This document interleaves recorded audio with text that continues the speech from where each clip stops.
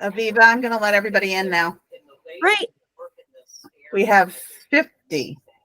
Awesome. And they go in every Thursday.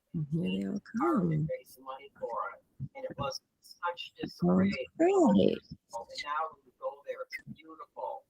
And they have raised money. All right.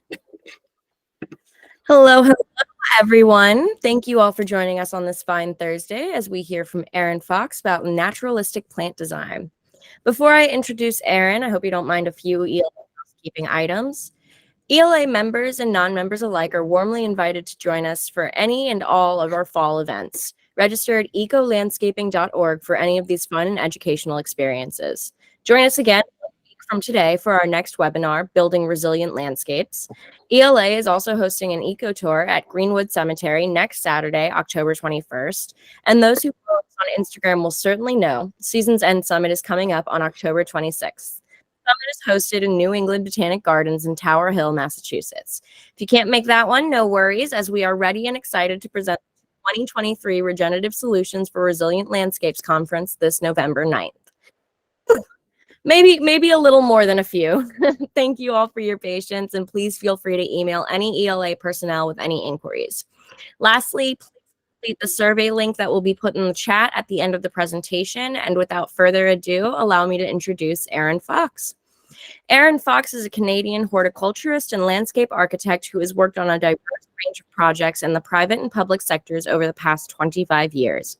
A graduate of the Niagara Parks Commission School of Horticulture, he also has a degree in landscape architecture from the University of Guelph and is a member of the Ontario and Canadian Associations of Landscape Architects. He has taught a variety of courses in the landscape and horticulture programs at several colleges in Ontario, and his education, work, and teaching experience helped him develop an in-depth knowledge of a wide variety of herbaceous and woody plants. His main interests include creating resilient plant communities that support biodiversity and improve the sustainability of the landscape, as well as encouraging people to think differently about plants and recognize their importance in the landscape. Erin, please feel free to take it away. Thank you for that introduction, and just wanted to say thanks to everybody who's participating for taking the time out of your day. I know it's probably a busy time of year.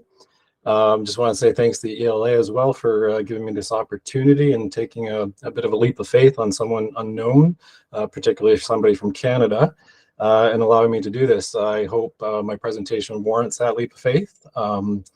I apologize in advance for any background noise. It is dinner time, and if there's any family-related or dog-related noises, I apologize. I was told that this presentation, I guess the people who might be attending this presentation would be landscape professionals and extremely advanced non-professionals. So I've kind of catered the presentation accordingly. Just to be perfectly upfront, I'm not a huge fan of presenting like this. I'd much rather present in person. It does feel very awkward talking to a computer screen, but I will do my best. I'm a huge fan of the ELA. I'm a member. I wish there was something comparable in Canada, or that there was a chapter in Canada, but who knows, maybe in the future. With that, I'll get started. So these are the topics that I'm going to cover today. I'll try to get through them as quickly as possible. There's a lot of information to cover. Obviously, the presentation is on naturalistic planting design. Almost everything that I'm going to discuss today is adapted from other people's work.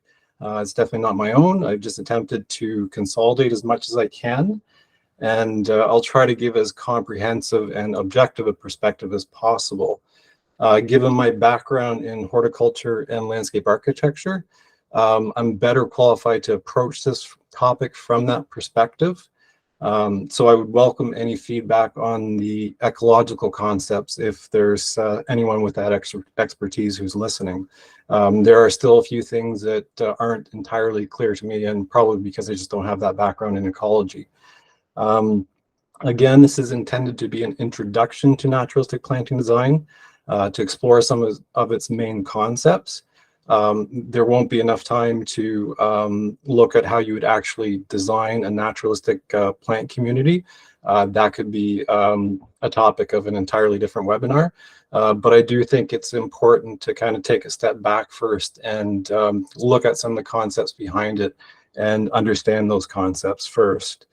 The other thing I think needs to be clear up front is this isn't intended to be a discussion about the use of native or non-native plants and the merits of both or either.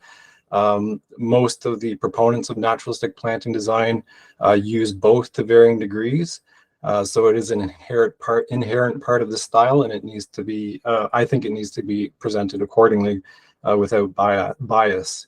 For the record, however, I am a strong advocate for the use of native plants, first and foremost, with the carefully considered and cautious use of non-natives when it's warranted.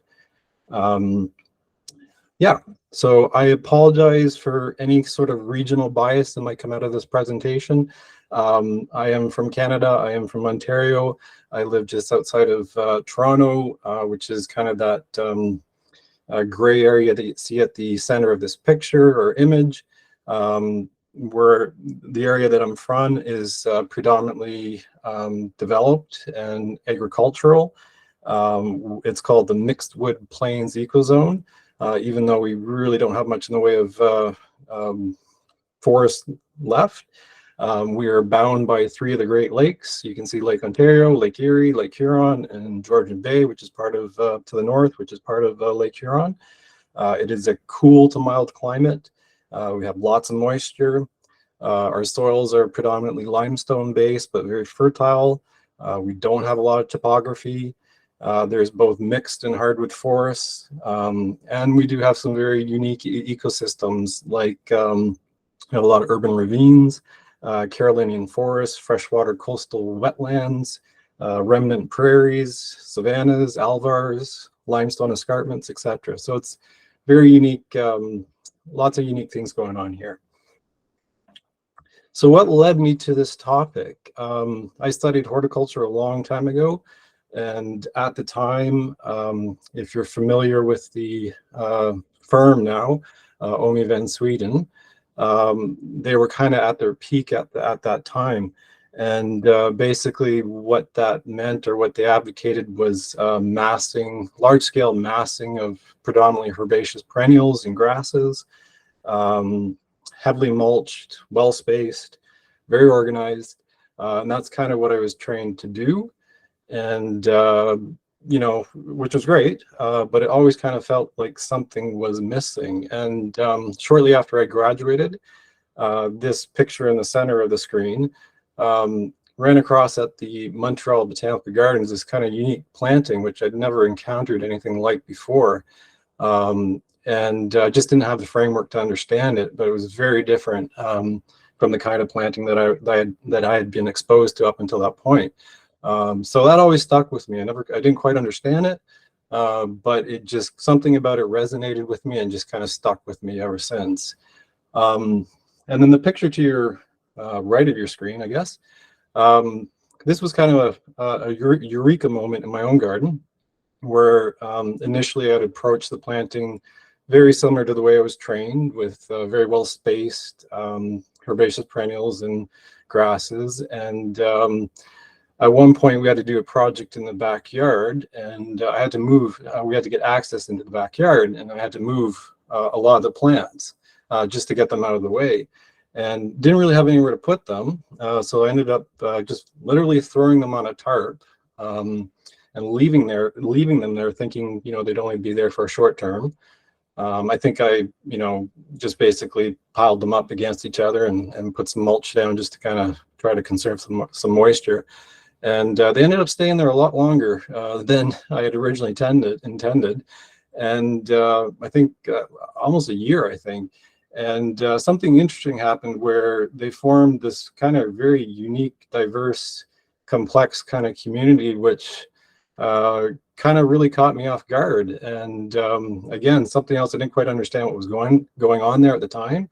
But the plants almost thrived, seemed to thrive more growing on a tarp or sitting on a tarp in my backyard than they did in the actual garden. So again, I didn't quite understand what was going on there at the time, but it also stuck with me.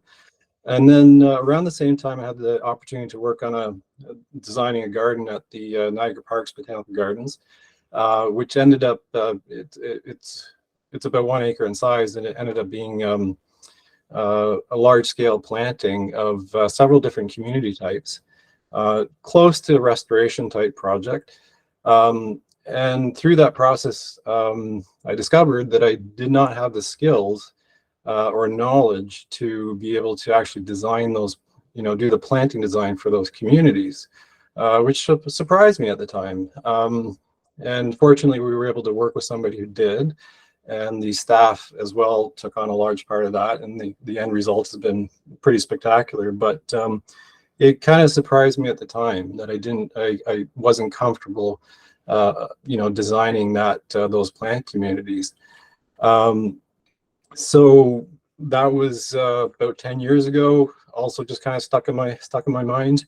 And then COVID, I think we had the most lockdowns, or the longest lockdowns anywhere in the world.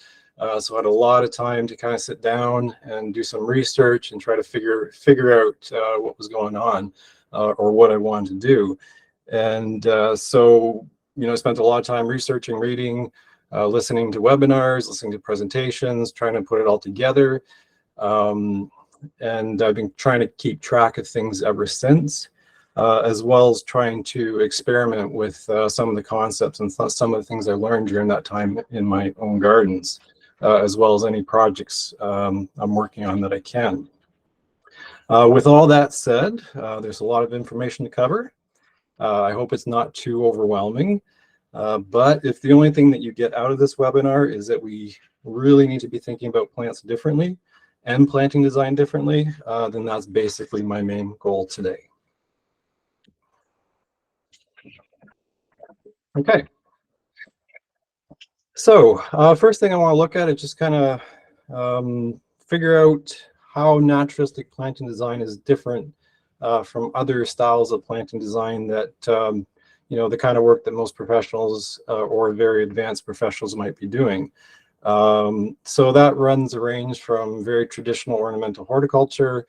So, the Victorian style, the bedding out or the carpet bedding, right to, at the opposite end of the spectrum, ecological restoration. So naturalistic planting design should, basically fall somewhere in the middle of those two.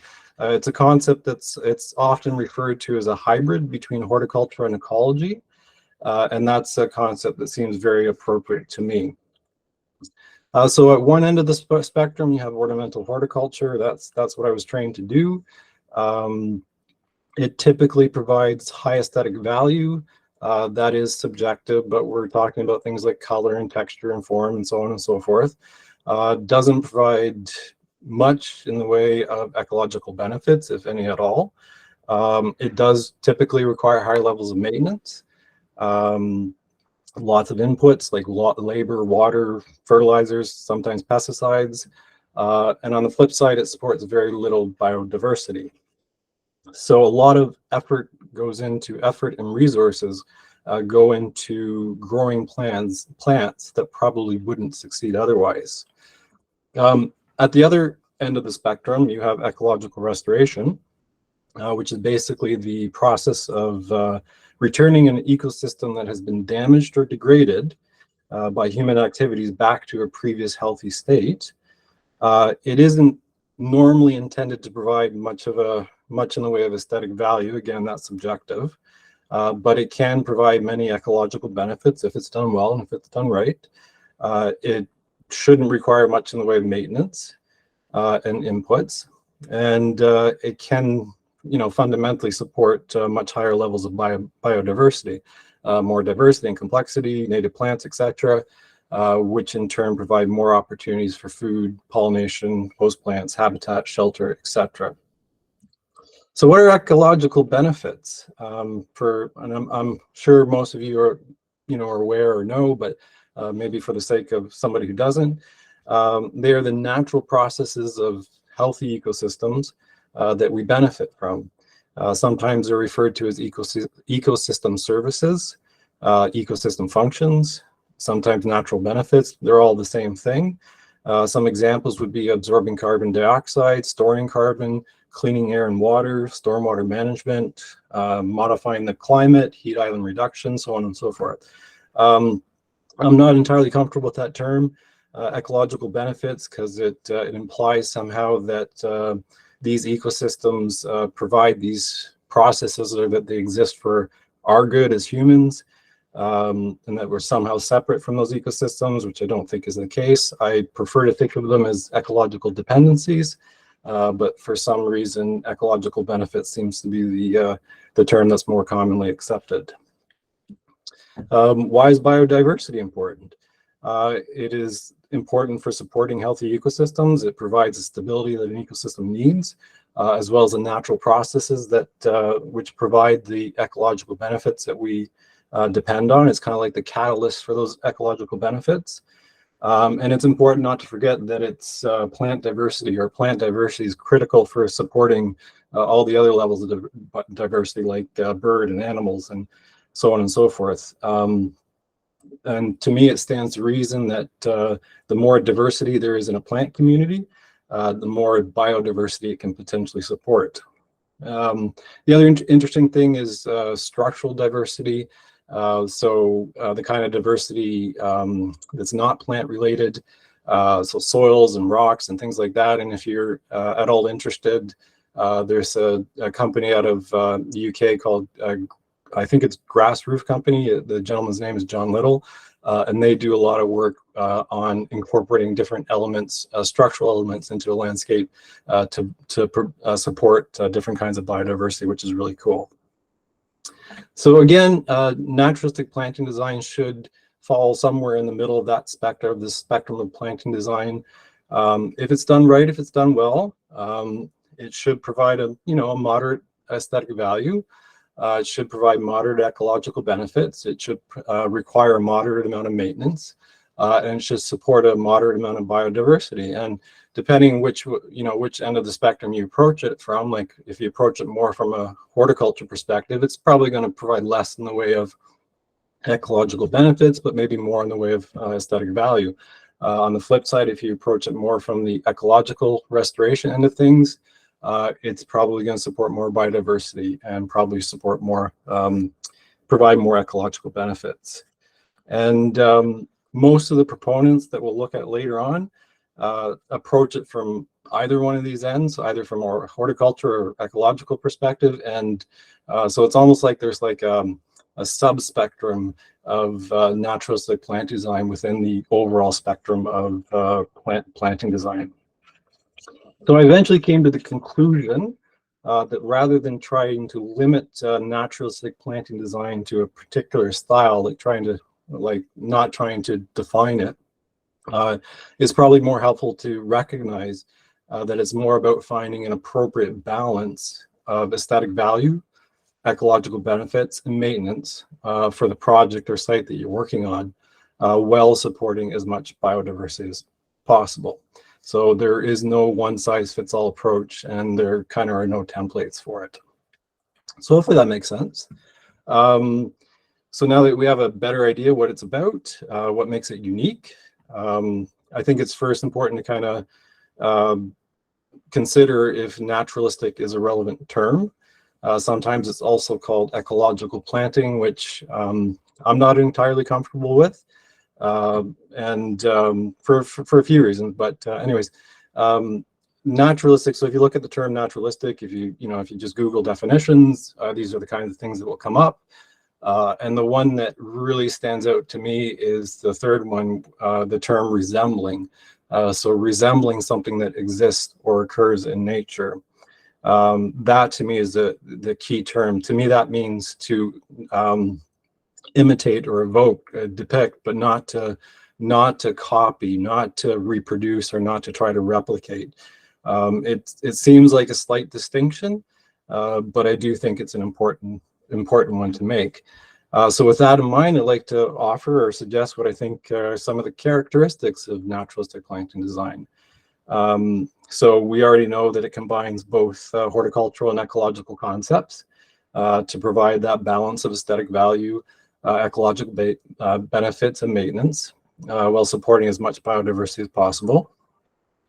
But it is also inspired by and designed to resemble, so again, resemble is that key term, natural plant communities. Again, resemble means to imitate, but not to copy or reproduce or replicate. And it can vary how closely it resembles a natural plant community and can be very nuanced. We'll look at some examples of that later. The term natural, that's why I put it in quotes, is a little problematic, somewhat of a rabbit's hole if you kind of get into it. So I like to use the term naturally occurring instead, but they're interchangeable. They're basically the same thing. So would a natural or naturally occurring plant community be one that is largely unaltered by human activities? I don't know. The benchmark I've always used is that if it's a plant community that I encounter when I'm hiking somewhere, to me, that is more than likely going to be a natural or naturally occurring plant community. Whereas a plant community that I encounter somewhere where I'm going for a walk, that might not necessarily be the case. So second characteristic, it's designed to be as diverse, complex, and stable as possible. We'll get into each of those characteristics. It's meant to function in some of the same ways as a naturally occurring ecosystem, or sorry, a naturally occurring plant community. It uses plant species that are suited to the site conditions and are compatible with each other, which is pretty standard horticultural practice as well. Requires minimal intervention and inputs, and can be managed using simple non-selective techniques. So an example would be simply cutting a large-scale cutting back in the late winter, early spring, and that should be all that's required. Yeah, so I believe those are some of the characteristics of naturalistic planting design that make it different. And with that, I'd just like to look at understanding plant communities so we can understand some of those characteristics a little bit better. So if a naturalistic planting design is intended to resemble a naturally occurring plant community, as well as function in some of the same ways, then it's important to be able to recognize and understand some of the characteristics of a plant community. So what is a plant community? I've always liked Larry Wiener's definition in the top left corner, a group of plants that are adapted to the same habitat and commonly associated together within that habitat. That seems pretty straightforward to me. So the first characteristic I like to look at is what are called plant interactions. So how plants kind of relate to each other within a plant community. And there's something called Grimes' CSR theory. From what I've found, to me, it seems to be one of the best tools for understanding how plants interact with each other within a community. And what it does is it identifies different kinds of plants according to the competitive strategies that they use in response to two different factors, those factors being stress and disturbance. So stress is anything that restricts the availability of resources that a plant requires for growth. So things like light, water, and nutrients. So examples would be shade, nutrient-poor soils, drought, excessive, like really high pH or low pH soils. But it can also include environmental conditions that affects a plant's ability to use those resources. So things like heat and cold and elevation and exposure, salt, compaction, etc. So in other words, stress is anything that it can potentially affect the plant's productivity or its ability to convert those resources into biomass, both above and below ground. So it's not just the stems and the leaves; it's also the roots below ground as well. So that's stress. And disturbance is different because it's anything that physically damages a plant or impacts a community. Some good examples of disturbance would be things like grazing and cutting and trampling and pest damage and diseases, wind, soil disturbance, etc.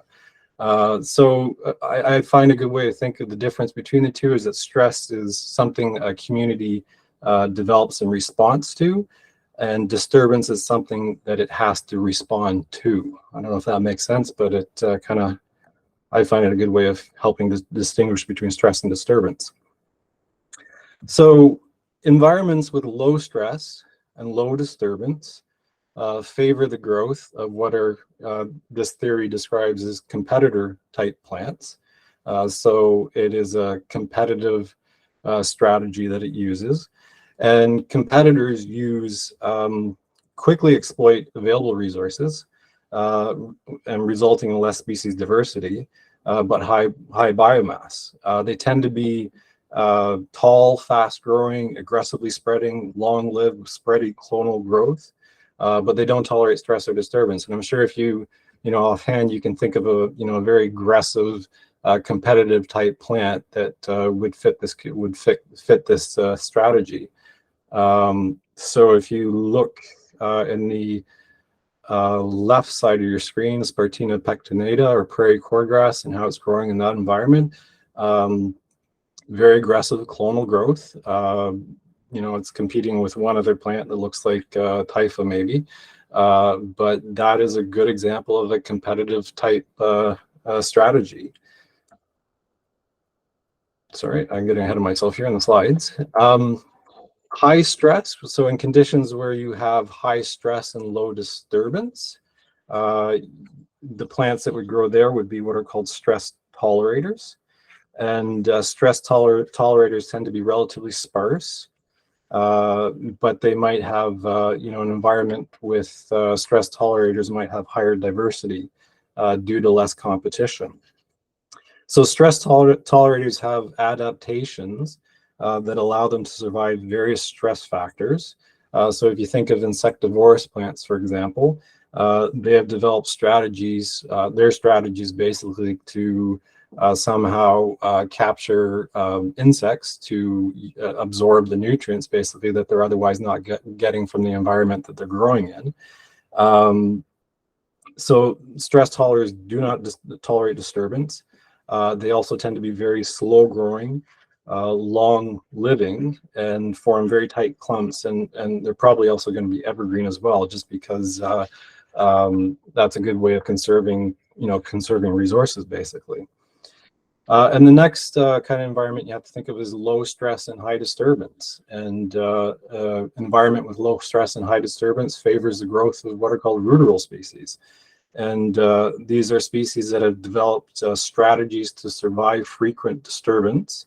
And usually the way they do this is by producing large amounts of seeds, but they also tend to be fast growing, short-lived, and they also do not tolerate stress. So we think of rudals as opportunists, as colonizers, as pioneer species, early successionals. All those kind of species are typical ruderal types.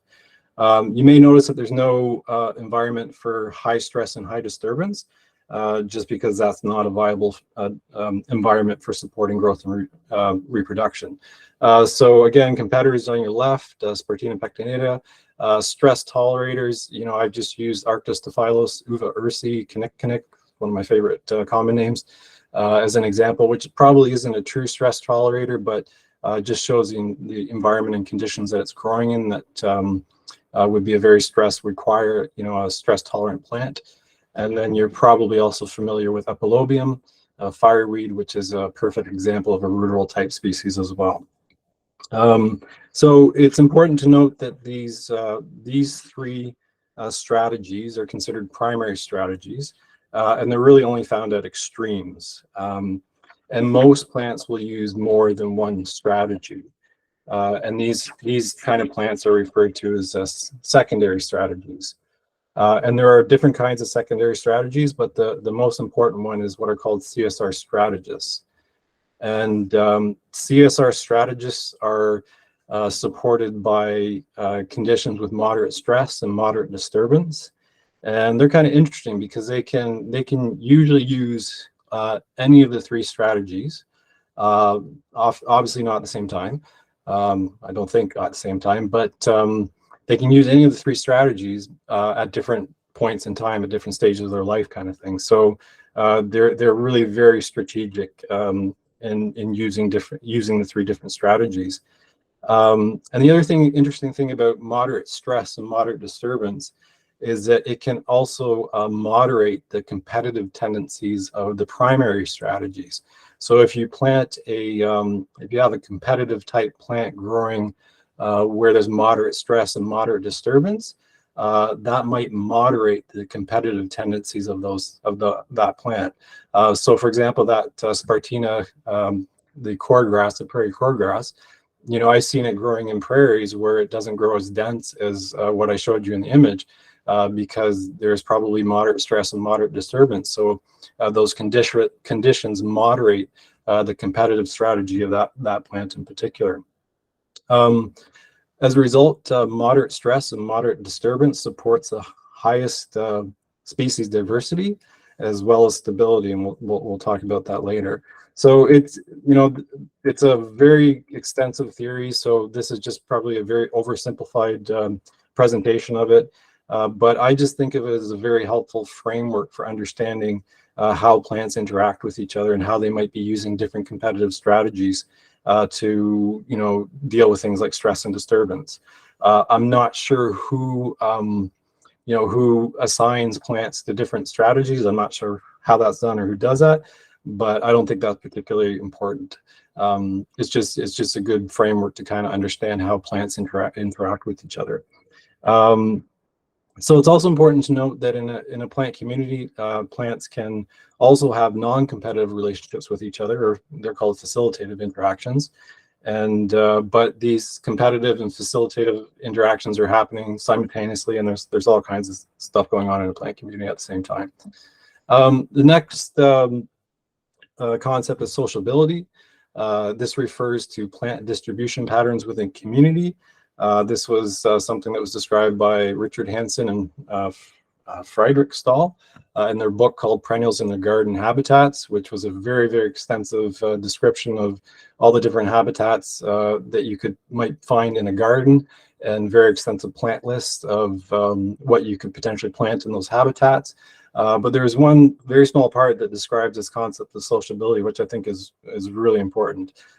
Just as a side note, if you happen to have a copy of this book, you might want to look on Amazon and see what they're being sold for, because you know, it is a hard book to get your hands on. The main concept of plant sociability is that different plants are distributed at different levels of aggregation, basically from loose associations to massing. Basically what they did is they give different species a score from 1 to 5. So 1 being low aggregation and 5 being highly aggregated over large areas. So low sociability plants are almost always found growing as individuals. So I think of stress tolerators as low sociability, so they're almost always growing as an individual. High sociability plants, so the competitive type plants, are typically found growing in large colonies. And again, if you think of this Spartina, competitive species growing as a large colony, very sociable, so high level of aggregation and sociability. Yeah. And so when you have a condition where you have moderate stress and moderate disturbance, which probably supports those CSR strategists, you're going to have, it's kind of interesting, you're going to have a combination of different plants with different sociability. So you're probably going to find plants growing as individuals. You're going to find different plants growing in smaller groups. You're going to have other plants growing as large groups, but you're not going to get those extensive colonies that you would get from the competitive type species.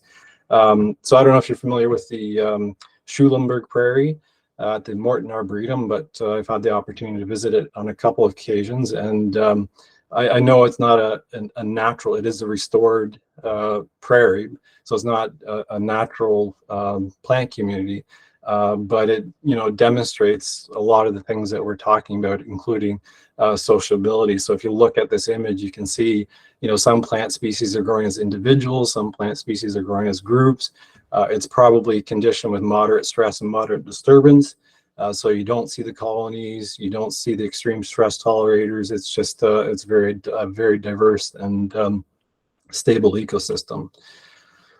So with that, we can move on to diversity. And diversity just simply refers to the number of plant species in a community. And the reason it's important is because it supports biodiversity, which in turn provides the ecological benefits.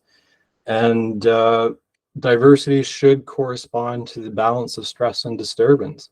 So where you have low stress and low disturbance, there will be low diversity.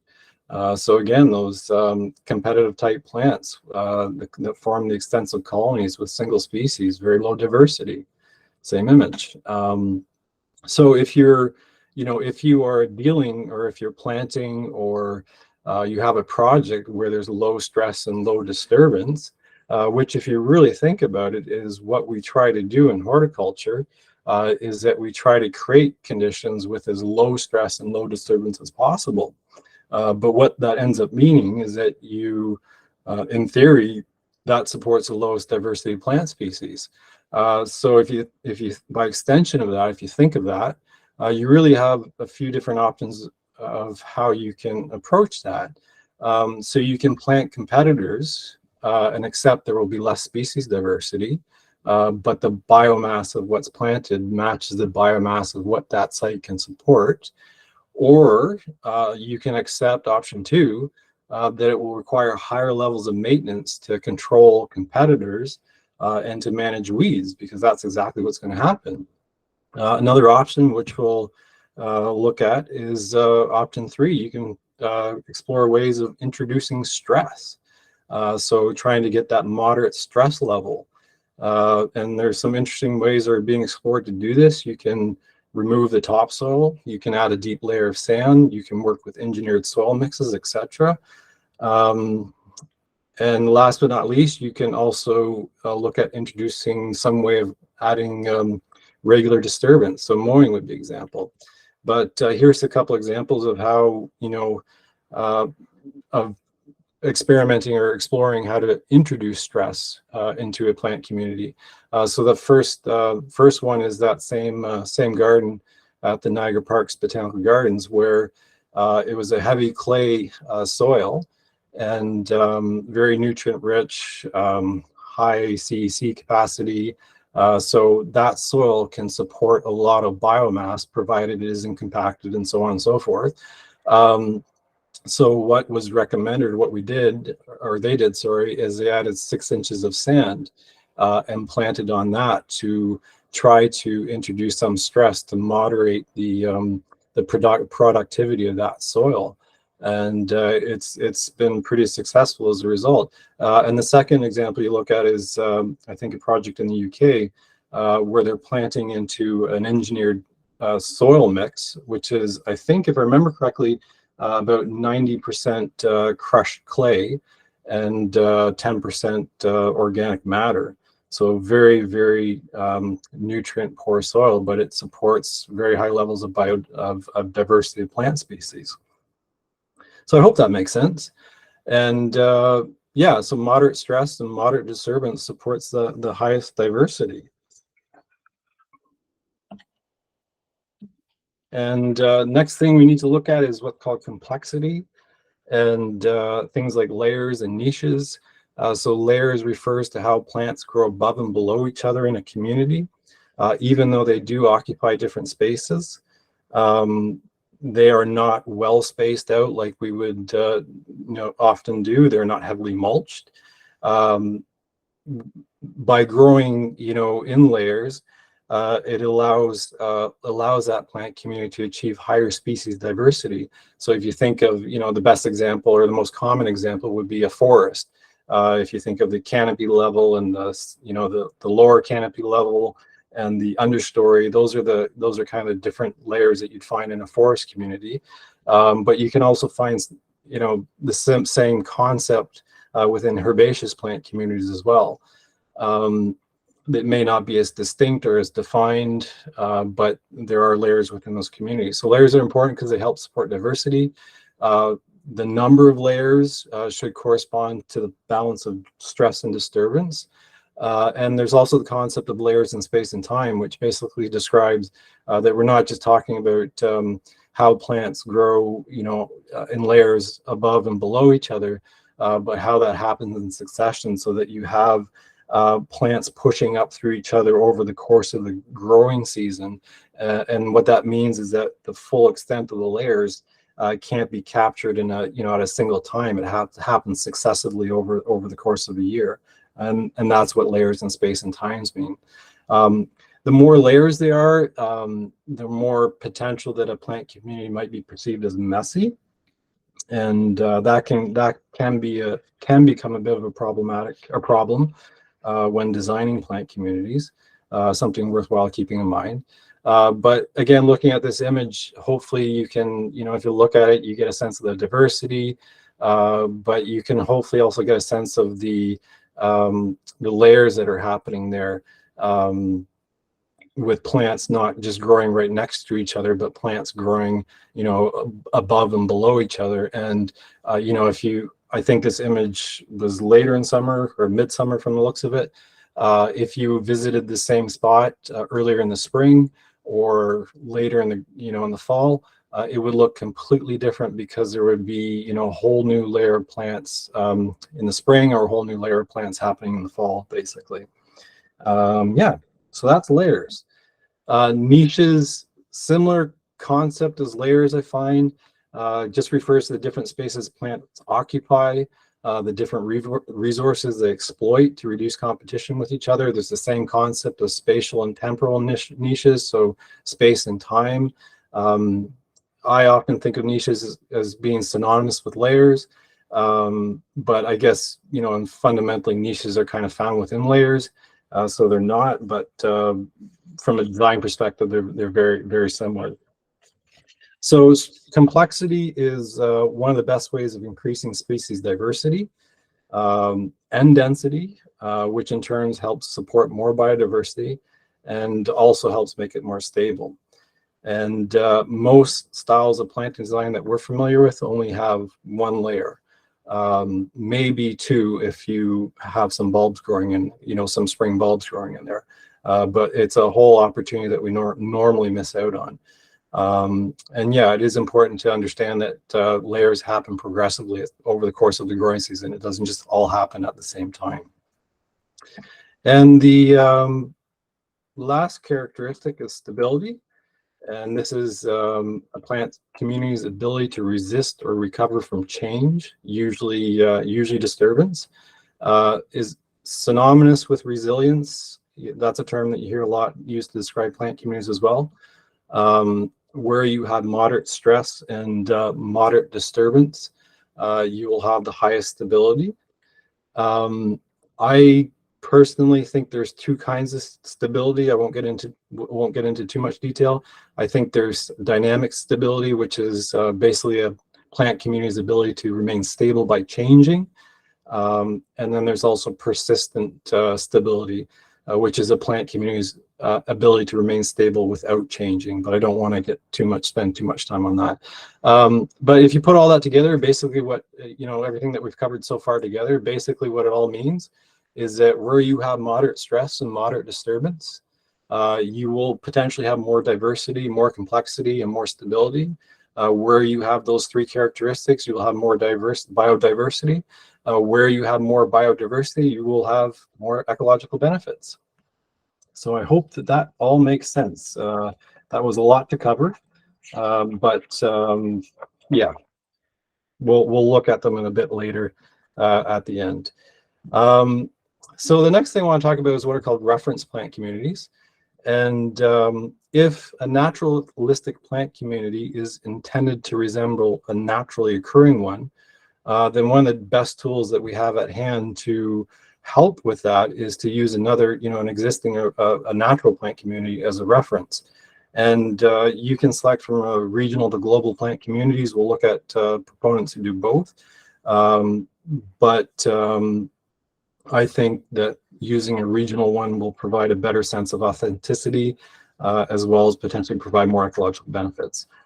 So if I look at all the, I talked about some of the plant communities, reference communities that we have in Ontario. So we have everything from prairies, remnant prairies, to savannas, to alvars, which are three of my favorite reference communities to use.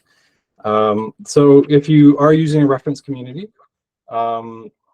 an actual reference community. Sometimes people approach this more as a typology, so it's not using an actual plant community, but more the idea of one. So the typology of a forest or the typology of a meadow, and not looking at an actual, an existing one. If you are going the route of using an actual plant community to use as a reference, obviously you want to use one that's appropriate for the overall site design. So if you have a site that you're intending to or needing to provide shade, perhaps, then a prairie reference community obviously isn't going to make a lot of sense. So the prevailing environmental conditions of the reference community should match the sites as closely as possible. Hopefully that makes sense. And the reference community's balance of stress and disturbance should also match the balance of the sites as closely as possible to ensure that the biomass of what you plant matches the biomass of what the site can support. If that balance is off, so if you plant more than the site can support, the plants are going to require additional input, so irrigation, fertilizers, things like that. If there's less, so if there's less biomass planted than what the site can support, then you're probably going to be dealing with constant pressure from things like weeds, from infiltration from other species, because you basically have niches that are open. And if there's an open niche, if you don't fill it, something else is going to fill it, basically. So once you've selected a suitable reference community, the next step is to do what's called interpret that community. So considering that a naturalistic planting design, or naturalistic, isn't about copying or replicating, it's about imitating or resembling. The idea isn't trying to basically copy that reference community, but to try to interpret it into something a little different. So these kind of interpretations are often described as abstractions, sometimes distillations, sometimes stylizations or representations, and they can be very highly abstracted. So if you look on the left side, you'll see this very highly abstracted woodland type plant community. Whereas if you look at on the right, you'll see one that's probably less abstract. It resembles, a prairie, probably a shortgrass prairie community a little bit more closely than the community on the left. So how you determine, whether, how abstract or how closely you want that community to resemble the reference one, that's based on a lot of things. It could be, usually the balance of aesthetic value, ecological benefits, but it could also be the scale. So smaller scale plantings are much harder to do. So you may need to approach it more from an abstract perspective. And when you're doing this, you can choose to emphasize characteristics of the reference community, or you can, the characteristics that contribute to your design, that emphasize the design, or you can simplify it by removing the characteristics that detract from your design. And I just want to do a quick video here of what to me is one of the best kind of representations of a North American prairie. This is at Hermannshof in Germany. So it is, here we go. So this is a design plant community that is intended to resemble a North American prairie, and it's probably one of the best representations I've seen done.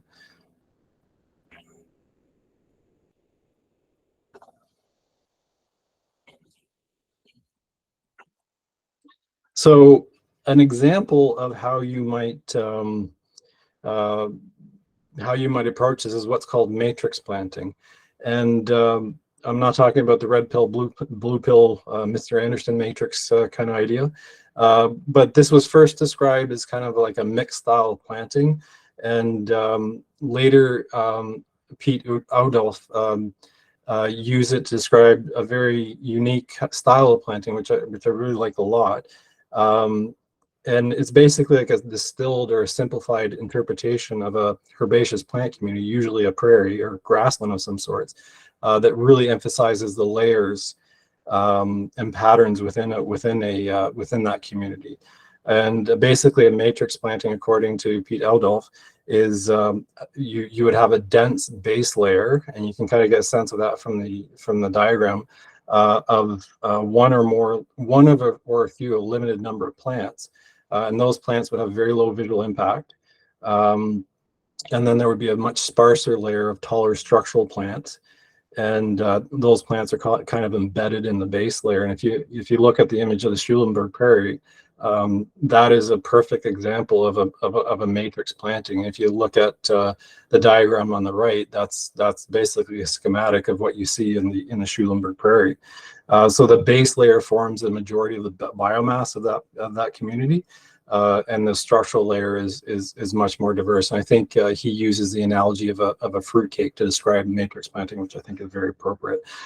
Matrix planting has kind of evolved. It seems to be going back towards describing a more mixed style planting, but I kind of like to stick to the this idea of a matrix planting because I think it's more appropriate. So if you take all that into consideration, and you look at plant selection for a naturalistic plant community, we are very accustomed, probably as professionals and horticulturists and designers and whoever else, we're probably accustomed to selecting plants according to their aesthetic characteristics, so their flower, their texture, their seasonal interest, so on and so forth, as well as the conditions that they're adapted to. So the right plant for the right place is a concept that I'm sure most of you are familiar with. But once you start considering how plants interact with each other and how they function in a community, it just opens up the door for all the things that you can potentially consider with respect to plant selection. So I won't get into all these, but these are just some of the things, the potential characteristics that you might have to consider when you're selecting plants for a naturalistic plant community. It requires a very deep understanding and knowledge of plants. And this is best achieved through lots of research, first-hand observation, hands-on experience, and often just educated guesses and total chance. There also has to be opportunities for trial and error, experimentation. The other thing I'd point out is that we all have our plant prejudices, and for whatever they may be. There may be plants that you just don't like for some reason, and often those are kind of things that you just have to kind of get past and look past. So in the little time that we have left, got about 10 minutes here, just like to look at some design concepts that are applicable to naturalistic planting design. The first one is coherence and complexity. Coherence refers to anything that makes a view easier to understand. It seems synonymous with unity, which is the quality of design that causes it to be perceived as a whole. They're very similar. Some of the ways that you can achieve coherence, you can use plants with similar characteristics to limit contrast, which is tough because often in planting, traditional planting design, we actually look at, we look at contrast as a design element or attribute. Within a naturalistic plant community, it's something that you have to moderate. So using plants with similar characteristics, sustaining at least one design element across the community. So if you think of that matrix idea, that base layer, that is one design element that's across the whole community. There's the concept of repetition and recognizable patterns, which is, also something we do in traditional design as well as grouping. So those are all ways that you can accomplish coherence. Then there's complexity, and complexity refers to the diversity of elements within a view. So it's kind of the opposite of coherence. And complexity is important. It's actually one of the most desirable attributes, actually, but there is a point where it becomes too much, and that's somewhat undefined.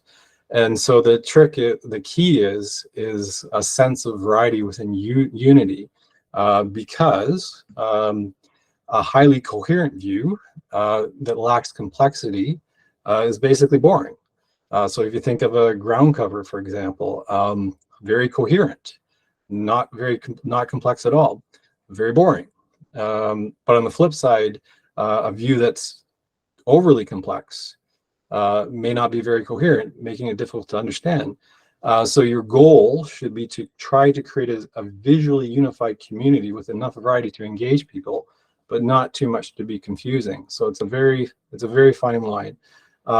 This is another garden in Germany, Ebert Park in Ludwigshafen, and same thing, just a quick view. And this one, or sorry, a quick walkthrough. And I don't know why, but this one, for whatever reason, just kind of hit all the right notes for me in terms of coherence, finding that balance between coherence and complexity. You know, the repetition of different kinds of plants, the grouping, the continuity of one element. This just hit all the right notes for me. So I just wanted to provide this as an example.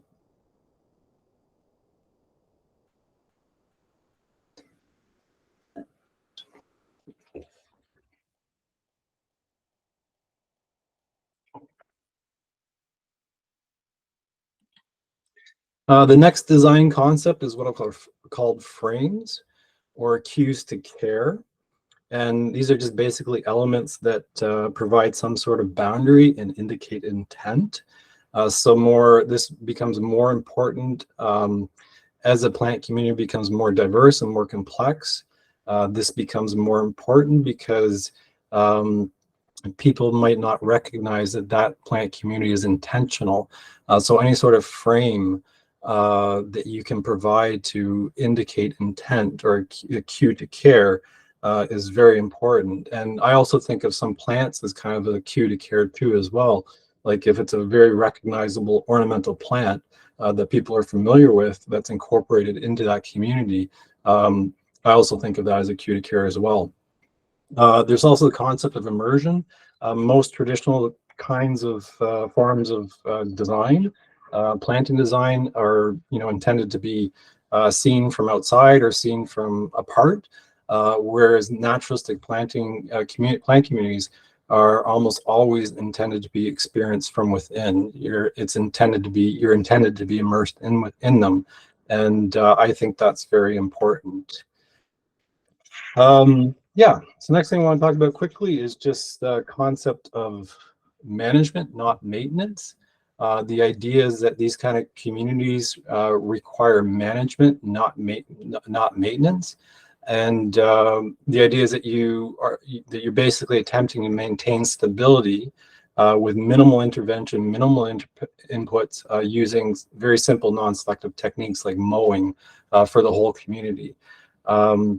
Management is important because the idea is that it's about responding to change as necessary. It requires observation. It requires monitoring. It also requires long-term continuity. It requires a lot of skill, knowledge, and experience. And unfortunately, there are very few people with those set of skills. It's great expertise, but minimal input. So being effective by doing as little as possible, basically.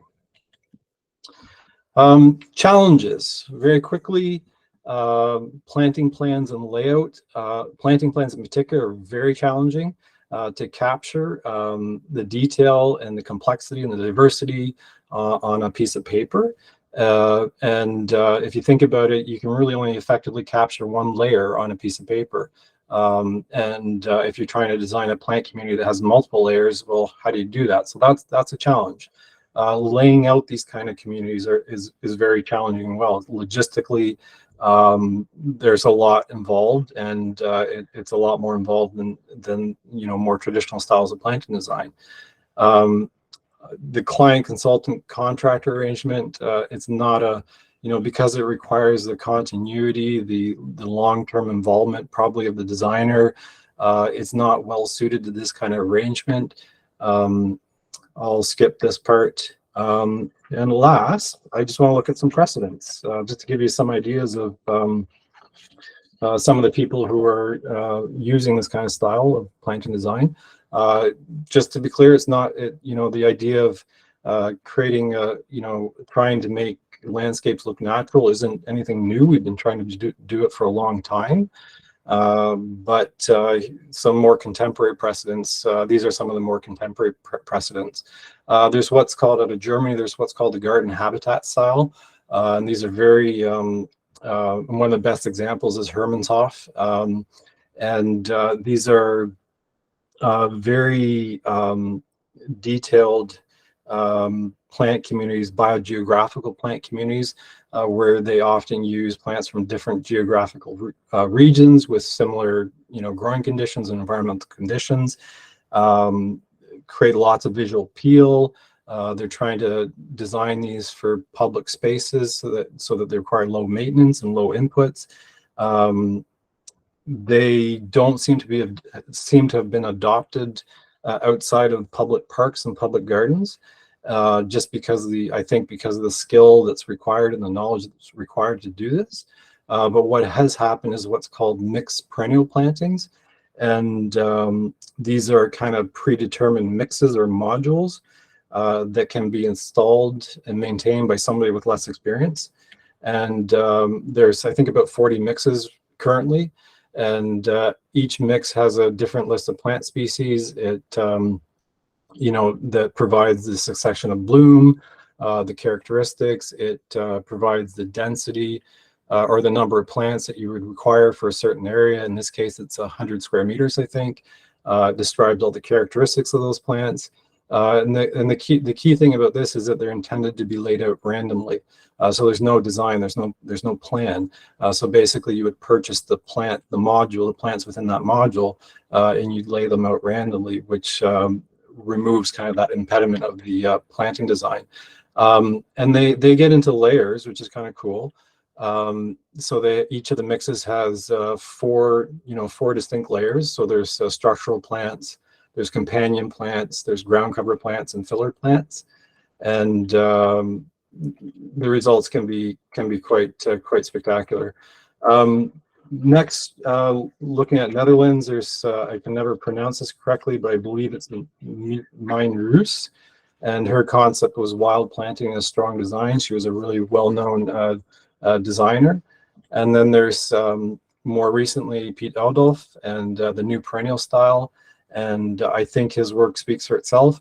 I think of his work as more of a horticultural approach to planting design, with some exceptions. Like if you look at the Highline and Lurie Garden in Chicago, those seem to be a little bit more ecological, so more towards a naturalistic approach to planting design. But his thing is it's more about not trying to resemble. His planting design isn't intended to resemble an actual plant community, but it's just he's attempting to evoke the idea or the sensation of one, which is kind of different. We look at England. There's Beth Chatto, who kind of popularized the concept of the right plant in the right place. And then there's what's called the Sheffield School, which is the faculty, mainly the faculty at the University of Sheffield, who've been doing some fantastic work, if you're not familiar with it, with designing plant communities, and mainly Nigel Dunnett and James Hitchmow. And they have a very strong emphasis on climate change adaptation. They basically anticipate that London will be a Mediterranean climate by 2060. And they also, because they have the UK has such an impoverished species, native species, so they bring in plants from everywhere, from South Africa, from Australia, to try to create these really novel plant communities with a very heavy emphasis on visual drama. So they're trying to ensure that at least 3 species are in bloom consistently through the growing season. And they've also done some spectacular work with seeding as well, which is a whole other aspect, or whole other level. And if we look at the United States, there's the legacy of Jens Jensen, if you're not familiar with. Did most of his work in the American Midwest, and really strong emphasis on native plants and native plant communities. I've talked about Ohm van Sweden and their work.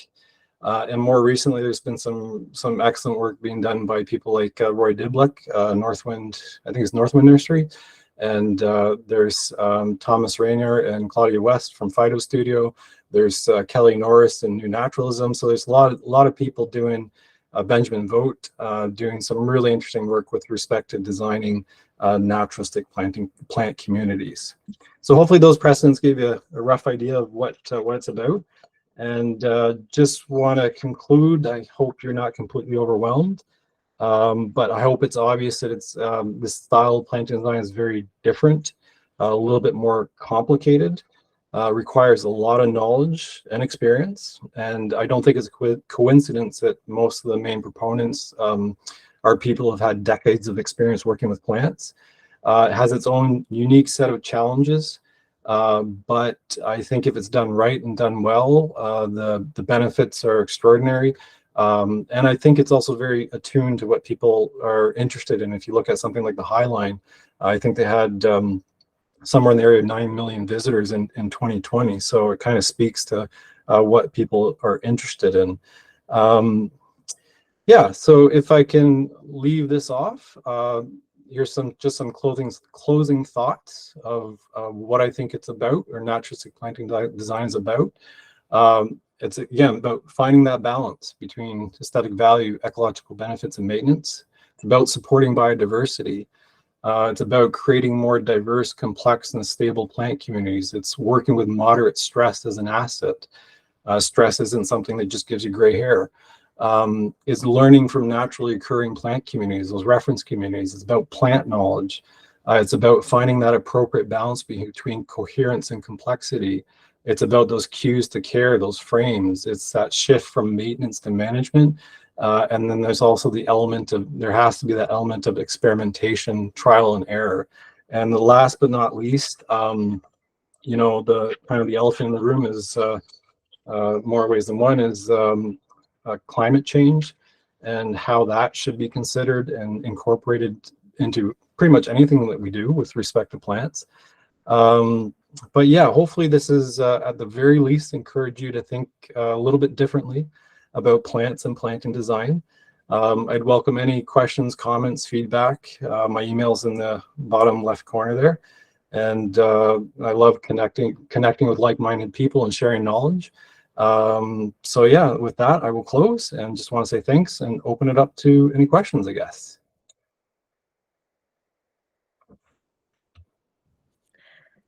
Thank you so much for that fantastic and engaging presentation, Erin. As you'll see when you come back into the Google Meet in our chat box, once you stop sharing, you'll see that we've got a good bunch of thanks for your presentation, as well as a few questions. To whoever is running the Gardens Four Seasons account, ELA members will have access to recordings of the webinars, which would include we've got a couple of questions about the book that you mentioned. Gardens, perennials in their garden habitats? I suppose that would be the one. Yeah, if you can get your hands on your, you know, honestly, I wouldn't really recommend